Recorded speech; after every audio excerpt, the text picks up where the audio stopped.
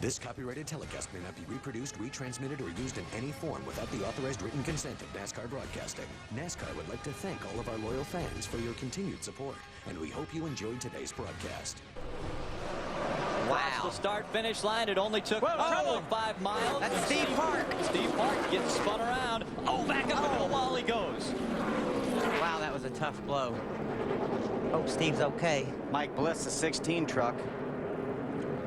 Express Motorsports, you see some fire under the hood. That should extinguish itself, Phil, and you can see Steve is going to be okay, both the them, guys. Yeah, both of them have the window nets down. Mike's already getting out of the truck. Steve's moving around, getting out now. That's great to see. Tough break for Eric Norris. We mentioned earlier that he makes one of his infrequent starts in the Pavestone Chevrolet, and unfortunately going to be a short one. Steve's on the inside. They're right inside of 10 feet. They make just a little bit of contact there, and it spins him around. Unfortunately, he's not able to stop the truck before he moves back up the racetrack. Then, as you mentioned, a hard hit from the 16 of Mike Bliss. Looks like they're going to stop the race, guys. A lot of you see all the debris flying around the racetrack. There's another view. Look on the inside. Blue and white truck number 67, Steve. Just got a bit of a tap, just enough to turn his front end left towards the inside wall, and hard contact. And he had to know that was going to hurt, Phil. He slid for a long way, knowing that nothing good was going to come of it. You can see him getting... Wow, look at the 16 truck buckle. Look at the damage to the left front corner of that 67 truck. See if I can make some time up. To the side he goes, and Bobby Labonte will take the position away from Dennis Setzer. So Bobby Labonte moving forward.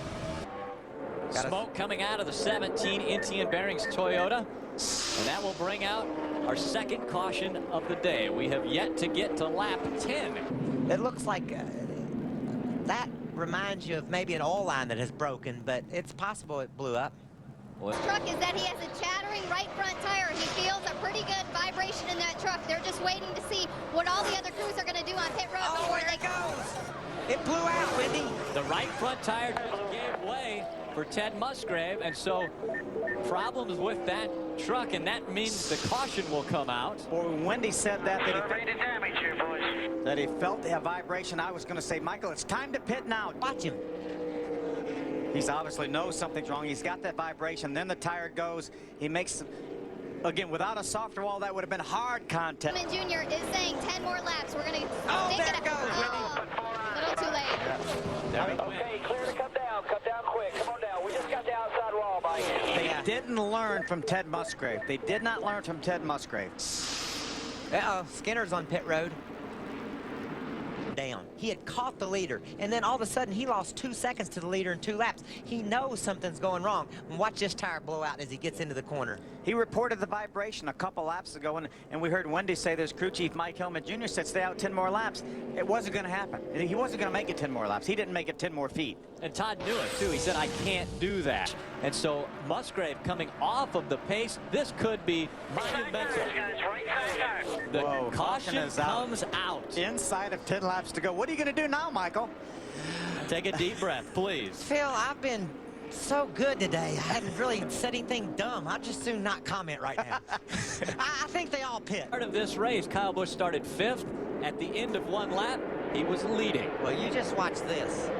Green flag flies. Here we go. He got a great laps start. of racing to go. That was one of them. Now he's going after Terry Cook on the inside. Again, he's going to hold it down. He's going to hold that truck wide open. He drives by Terry Cook. Now he's going to look to the outside of the 75 of David Starr.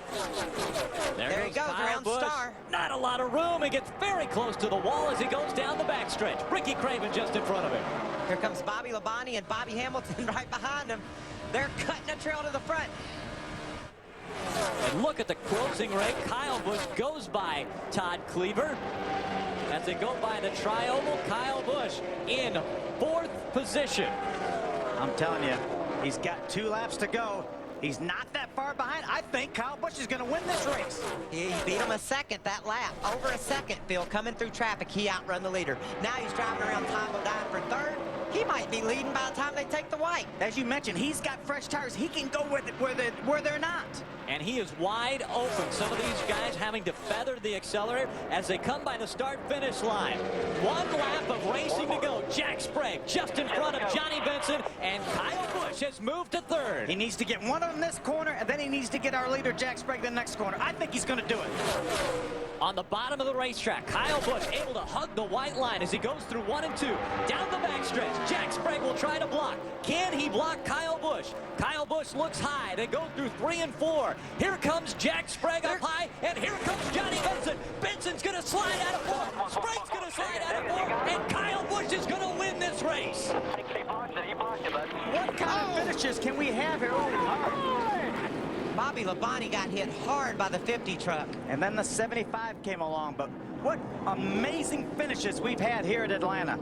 Almost coming out of 4. They were 4 wide. Johnny Benson got loose. He started to spin. Jack Sprague got loose. He started to spin. Kyle Busch drives right by. We see Bobby Labonte climbing out of that 47. A very good sight to see him able to get out under his own power. Great to see Bobby's limping a little bit. He took an awfully hard shot right there. Awfully glad to see Bobby out of that truck. Now, I told you it all was gonna get crazy at the end. We can't help it. It always happens here in Atlanta. It doesn't get a whole lot crazier than that, I don't think. Kyle Busch did have time. Those fresh tires allowed him to pass all 8 trucks. He wins this race. Look when he ran his fastest lap of the race, Phil. The next to the last lap. Passing trucks.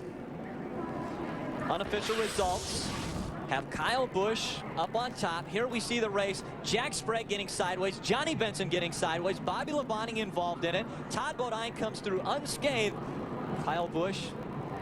Todd Bodine come across from first and second. Kyle hit the wall. He hit the wall trying to get by Jack Sprague. Jack moved up the racetrack. Kyle Busch wins this race on a tremendous drive over the last 2 laps. Let's take a look at it again. Watch. He's going to hit the wall, trying to give Jack Sprague some room. Bobby Labonte makes contact with Jack Sprague. Johnny goes through the infield. Here comes Todd on the racetrack. Todd finishes, I'm not sure, because the start-finish line goes all the way from the outside wall to the inside wall. So Johnny crossed the start-finish line in the grass. They've moved him up to second.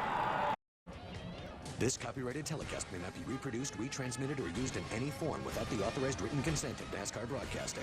NASCAR would like to thank all of our loyal fans for your continued support, and we hope you enjoyed today's broadcast.